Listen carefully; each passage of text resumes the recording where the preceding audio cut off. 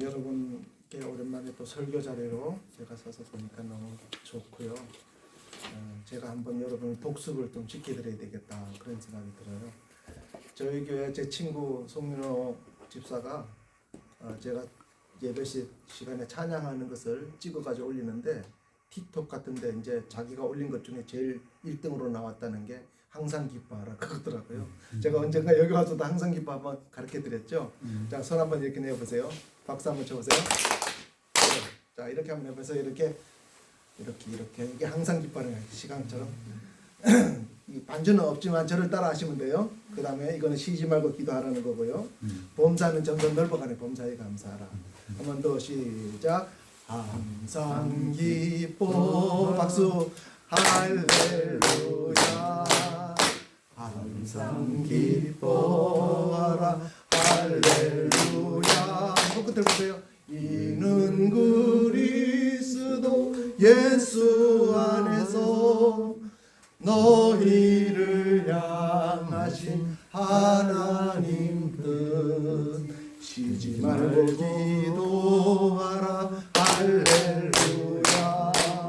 쉬지 말고 기도하라. 할렐루야.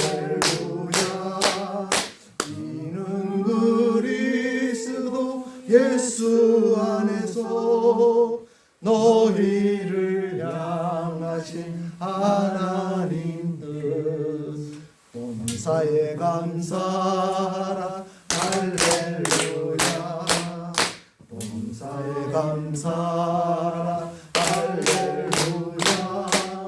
이는 그리스도 예수 안에서 너희를 향하신 하나님 뜻. 할렐루야. 제가 목회할 때 대선배 목사님이 가끔 저를 찾아오셔서 강전도사 요즘 어때? 그러면 저는 아주 재미있고 기쁘고 좋아요. 그러면 됐어. 우리 이재경 선교사님 이제 외국에 나가시면 말도 잘 안 통하고 선교사를 하는 게 쉽지 않잖아요. 그러나 제가 생각할 때 혼자라도 재밌으면 돼요.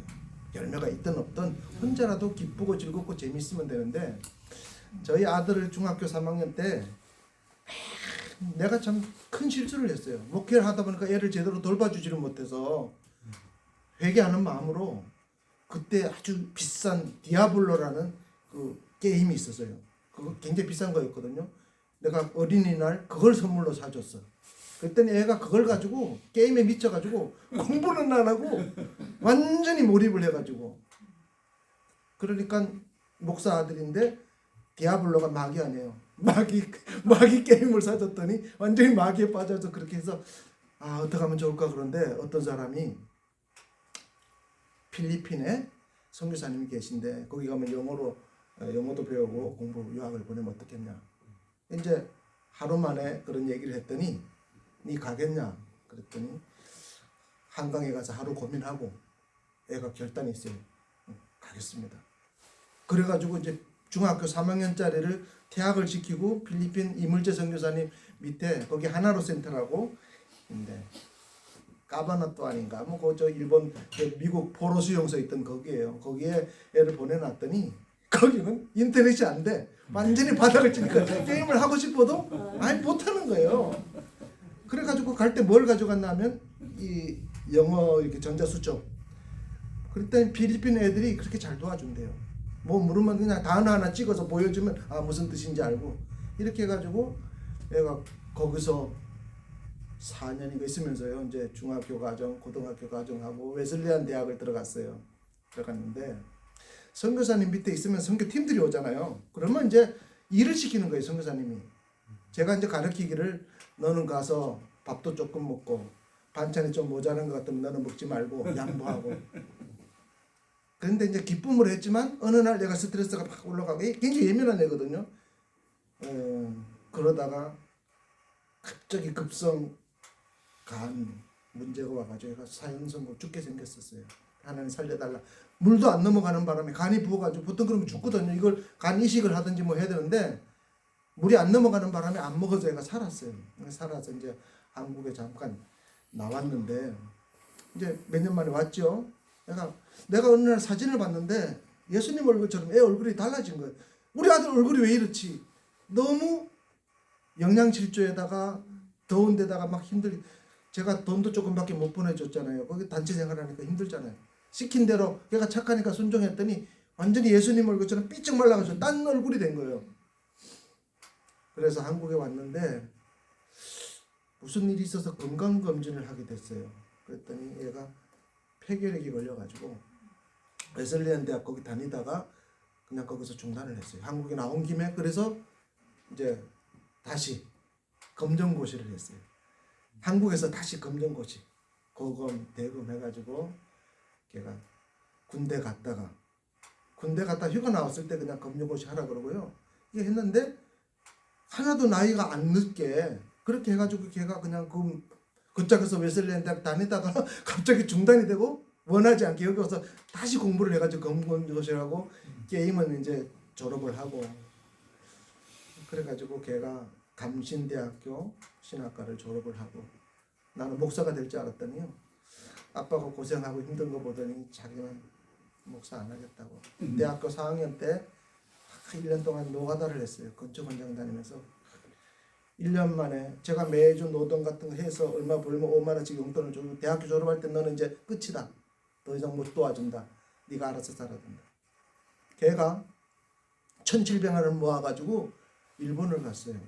일본에 가서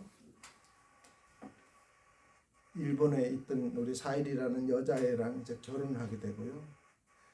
그 애 가까운 데서 집을 짓고 그 옆에가 이제 나고야거든요. 도요타 자동차 있는데 거기서 큰 회사가 있는데 그거 들어가면 좋겠다 그랬더니 그 무슨 회사인데 포스코 재팬이라고 포항제철 재팬.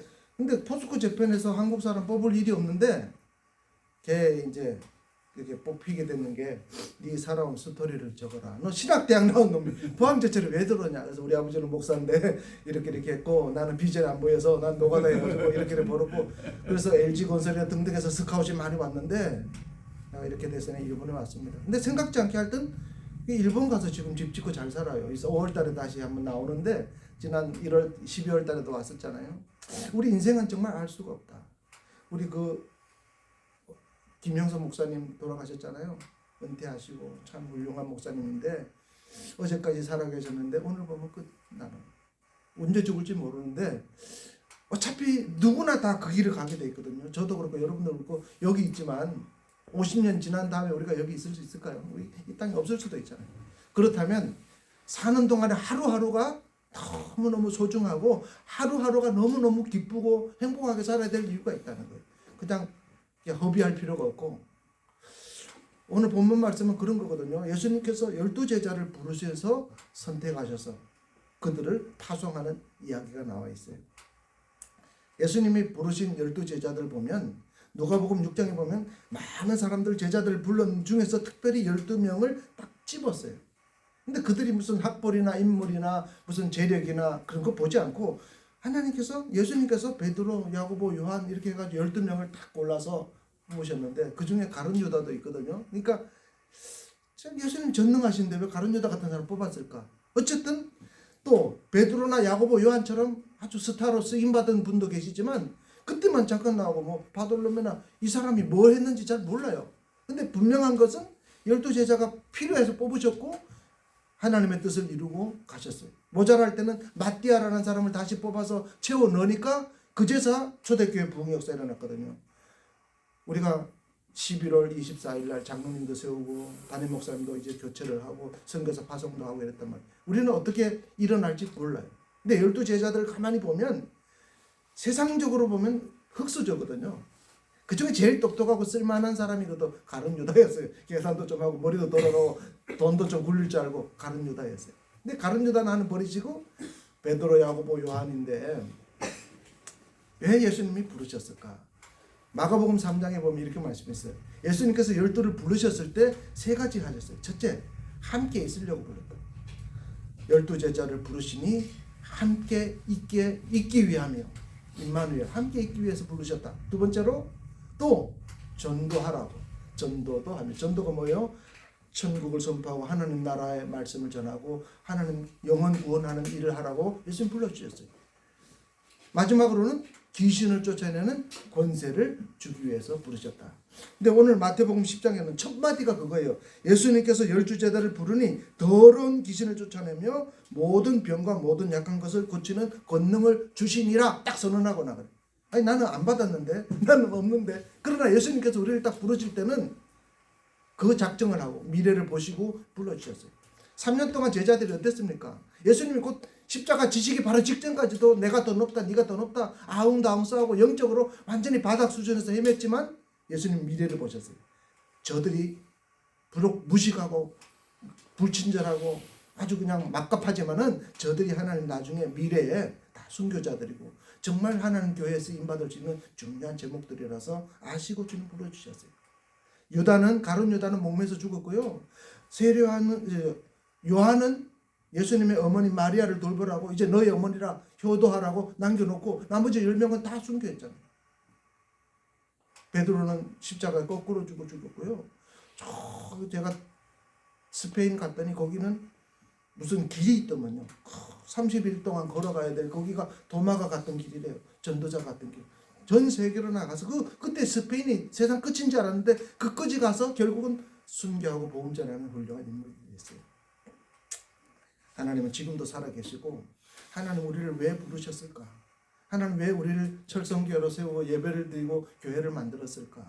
하나님께서 부족한 거 다 아시고 연약한 거 아시고 그렇기 때문에 하나님과 함께 있지 않으면 안 돼. 자석을 붙여놓으면요, 쇠가 붙으면 어느 날 자성을 띠잖아요.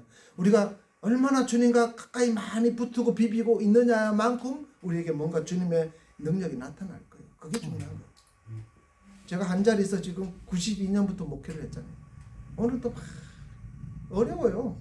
힘들지만 그 버티고 이렇게 해나가는 거 보면 하나님이 그래도 주시는 은혜가 있고요. 늘 함께 하시는 임마누엘의 은혜가 있어요. 그거 없으면 안 돼요. 가족들, 아는 사람 도와주는 거는 잠깐이에요. 친구들 도와주는 건 잠깐이에요. 금방 지나가요. 하나님 허락하지 않으면 다 헛일이에요. 제가 처음 목회하다가 돈 좀 저축하고 이렇게 아껴가지고 좀 버텨보려고 그랬는데 대지금 2천만 원 받아가지고 상가 없고 집을 못 얻었잖아요. 그래갖고 천막 치고 거기서 옥탑에서 7년을 살았는데 돈이 뚝 떨어졌어요. 몇 달도 안 됐는데. 아니 4월달에 시작했는데 불과 서너 달 지나니까 돈이 그냥 진짜 3만 원밖에 안 남았어요. 차비가 없어요. 그래서 집사람 보고 야 굶으면 안 가니까 쌀 사놔야 된다고. 나는 굶어 죽을까봐 하나님의 종인데 굉장히 걱정을 많이 했어요. 근데 어떤 분이 우리 교회 새벽 기도하러 오셨는데 우리 교인도 아니에요. 강태윤이 엄마라고 고모랑 같이 교회 나와서 이렇게 기도하더니 어느 날 이렇게 돈 뭉치한 큰 덩어리를 갖고 오셨어요. 그 뭐냐 했더니 이 교회 와서 거기에 이렇게 있으면 확성기로 귀에다 대고 저 강전도사 돈 떨어졌으니까 이 퇴직금 받은 거 10원도 떼지 말고 거기다 갖다 줘야 된다. 미혼 그룹의 아주 여자 초대 이게 높은 자리 갔던 분인데 강태윤이라는 애가 남자인데 이 자폐가 있어요. 완전히 이상한 애.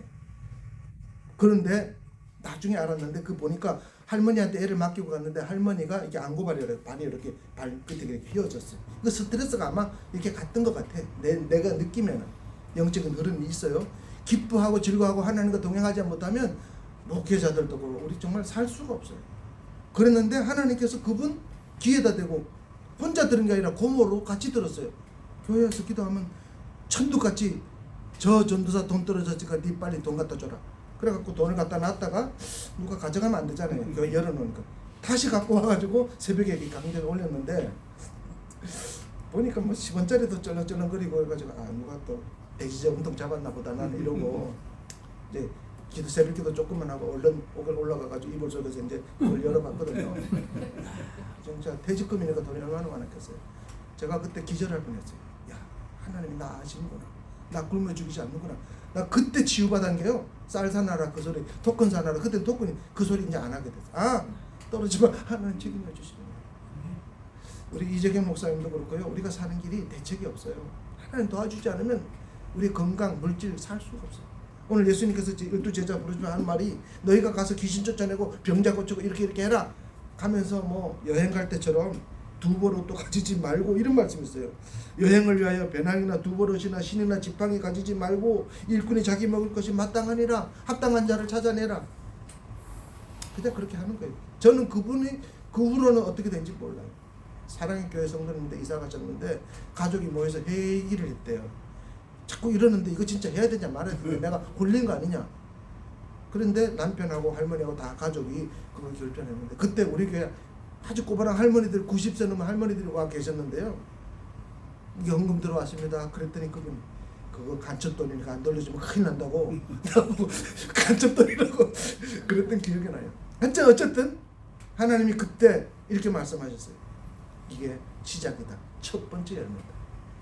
1주년 돼서 제가 여기 신방 동부 이천동에 있는 반석교회 이정구 목사님 모셔다가 창립 1주년 기념 예배를 드렸는데 부흥회를 하는데 부흥회 사례비나 강사비 아무것도 없는 거예요. 어떡하지? 그때 또 우리 동네 사는 변호사 어떤 분이 난 이유를 모르겠어요. 두 번째 열매니라. 그리고 목돈 헌금해 주셔서 부흥회 1주년 부흥회를 잘했고요. 그때 목사님 저희 교회 오셔서 설교했던 그 설교 내용도 기억이 나요. 제목 종자신앙. 그래서 종자신앙 어떻게 종자가는가 쭉 얘기했던 거예요. 우리 하나님은 지금도 살아계셔서 정말 둘 중에 하나를 선택하게 돼 있어요. 돈이나 세상 환경이나 물질이나 뭔가 인간적인 이런 관계나 이걸 의지할 것인가, 전능하신 하나님만 의지하고 나갈 것인가. 우리가 가는 길이 바로 그런 길이에요. 우리는 무지 부자예요. 왜? 아직 내 주머니는 없지만 하나님이 다 보고 계시고 때를 따라 필요를 따라 다 주시는 거죠. 하나님의 은혜. 저는 그렇게 집사에 하도 신기하니까요. 성경에다가 앞에다 적어놨더라고요. 몇 월 며칠 두 번째 점점점점 계속 내려라. 한 10년간 적다가 이제는 안 적어요. 하나님께서 이제는 매주마다 하나님 기적을 베풀어 주셨어요. 그래서 살아남았어요. 살 수 없는 환경인데 집도 없고 아무것도 없는데 교인도 없고 집도 없고 애들은 어리고 5살 때였거든요. 그 애들이 지금 다 커가지고 시집장가 가서 내가 할아버지가 됐으니까 하나님의 은혜로 살게 된 것입니다. 자, 그러면 하나님께서 우리를 왜 택하셨는가? 11절 보세요. 어떤 성이나 마을에 들어가든지 그 중에 합당한 자를 찾아내어 너희가 합당하기까지 거기 머물라. 그 집에 들어가면서 평안하기를 빌어. 제가 이재경 목사님께 특별히 해드리고 싶은 말이 이거예요. 목사, 우리 성도들의 축복 이게 뭐냐? 어느 집에 들어가든지 평안을 빌어. 평안을 빌어. 우리 정구현 회장이 15년 전 제가 처음 만났을 때 그 회사에 가서 제가 한 게 바로 그거였어요. 뭔 모르지만 우리 철도학교는 선배가 하나님과 동기동창이라고 그랬잖아요. 제가 12년 후배인데 정구현 회장님 만나자마자 첫 번째 한 것이 집사님 이리 오세요. 성격적에 손 얹으세요. 제가 축복 기도 드릴게요. 요것 봐라. 새까만 후배가 감히 선배한테 손을 기도. 이 축복권이 있는 거예요. 그 집에 가서 평안을 빌라. 안 받으면 내게 온다 그랬으니까. 그러고 나가요. 저는 목회하는 비결이 누구를 만나든지 아이들 축복을 빌어요. 복을 빌어요. 평안을 빌어요. 무조건 기도지. 말이 통하든 안 하든 태국 가시거든 뭐 알겠어요. 애들이 다 상대니까 누구든지 오면 안아주고 업어주고 진심으로 예수 이름으로 축복을 빌어줘. 귀신을 쫓아내고 이러면 하늘나라가 임하고 길이 열리게 돼요. 아멘. 그래서 살아갈 수가 있는 것입니다. 그리고 그 다음에 누구든지 나를 영접지 아니하고 말을 듣지 아니하거든 그 집이나 생에서 나가라. 너희 발의 먼지를 덜어버리라. 다 결단하고 억지로 하지 말아요. 갈 데가 너무 많아. 할 때 너무 많아. 굳이 안 익은 고구마 찔러가지고 억지로 그러지 말고 냅둬요. 기다리면 돼. 언젠가 하나님 때가 되면 오게 돼 있고 하나님 먼저 주시는 그런 자를 찾아가라. 내가 진실로 너에게 이르노니 심판날에 소돔과 고모라 땅이 그 성보다 견디기 쉬우리라. 우리는 정말 12제자를 하나님 보내셨어요. 이 사도라는 말이 뭔지 아세요? 사도라는 말이 바로 보냄을 받았다. 예수님께서 12제자를 왜 불렀어요? 사도로 보내기 위해 보내려고 부른 거예요. 예수님께서 저와 여러분 왜 부르셨어요? 보내려고, 세상으로 보내려고. 무엇 가지고? 귀신을 쫓아내며 전도하며 예수님과 함께하는 그 살아있는 증거들을 보여주기 위해서 모델로 우리를 불러주셨잖아요. 우리는 그저 하면 돼요. 꾸밀 필요도 없고 억지로 과장할 필요도 없고 있는 모습 그대로 주님 앞에 약한 모습 그대로 나가면 하나님이 쓰시는 거예요. 이름 없이 그냥 빛도 없이 사라진 제자들도 많지만 꼭 필요해서 빌었다면 내가 이름 없이 그냥 내 사역에 무슨 큰 열매가 안 나타나도 그냥 그 길을 간 것만으로도 우리 주님 앞에 가면 칭찬 들을 거예요. 칭찬 나는 확신해요. 큰 대교회를 이루고 뭐 큰 프로젝트를 하고 뭘 하지 못했지라도 방향만 천국과 주님의 명령에 순종하기 위해서 그대로 가고 있었다면 된 거예요. 된 거예요. 제가 개척하자마자 동북고등학교 가서 설교하고 아이들 전도했잖아요. 몇 명 구원받은지 저는 모르겠어요. 근데 갈 때마다 저는 영접시키고 기도하고 축복하고 코로나 오기 전까지 그거 했어요. 뭐 사례비 받는 거 아니에요. 가서 선교비 주면서 했어요. 근데 하나님께서 나중에 그 중에 그때 구원받은 아이들이 또 열매로 나타날 수도 있겠지. 그저 우리는 선포하고 전하고 우리 교인 만들고 무슨 해가지고 교회 난 그런 생각은 하지도 않았어요. 그런 계획은 하나님께 맡기고 그저 여기서 하나님 부져주지 합당한 자, 그 선생님들이 합당한 자들이었어요. 다 우리나라 대교회 목사님, 장로님 이런 분들이 다 저를 도와주셨어요. 그래서 제가 30년 가까이 동북고등학교 거기서 말씀 사역하고 복음 전할 수 있었어요. 합당한 자를 찾아내고 하나님 보내주셨어요. 열어주는 대로 가고 또 코로나 돼서 다치니까 제가 철성교회 하게 됐잖아요. 그 전까지는 우리 철성교회 교회가 없었잖아요. 거기 딱 다치고 나서 우리가 3년 전에 철성교회라는 교회를 시작합니다. 하나님은 한 문이 닫히면 또 한 거예요. 우리 문 다니엘 선교사님도 그래요. 터키 문 닫히면 닫힌 대로 또 들어온 자를 또 열어주세요. 하나님이 절대로 우리를 그렇게 버리지 않으시고 우리 함께 하십니다. 하나님 우리 사랑하시고 12 제자를 보내신 것처럼 오늘 주님께서도 우리를 세상으로 보내시고 우리가 순간순간 주님과 동행하며 살 수 있기를 바랍니다. 네.